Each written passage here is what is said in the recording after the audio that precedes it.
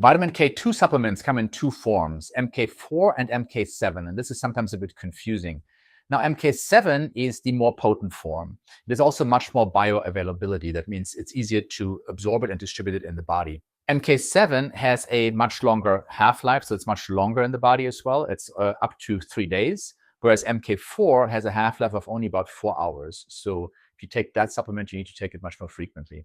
MK4 is usually present in animal foods, and MK7 in fermented foods like sauerkraut and natto and kimchi, all those kind of things. So I usually prefer to use MK7. I think this, again, because it's much more bioavailable, it lasts a lot longer. You need very small amounts of this only.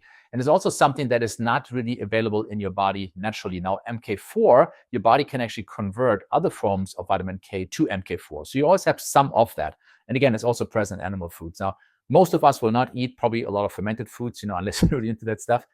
I ate sauerkraut as a kid just because there was the Räuber Hotzenplotz, which is a German book about this highway robber that ate bratwurst, which is sausage and sauerkraut. So he had a lot of protein and he had vitamin K2 MK7, and he was a very strong and big guy. And I guess that worked for him. So as a kid, that's of course impressive. But then, you kind of grow out of that.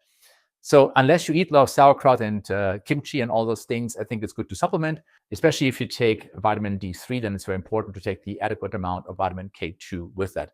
Now, some people say they don't tolerate the MK7 very well. And if that's the case, of course, you can try MK4. No, I'm not sure if that will be any better, really. I've heard anecdotally, some people say they have less issues with taking MK4.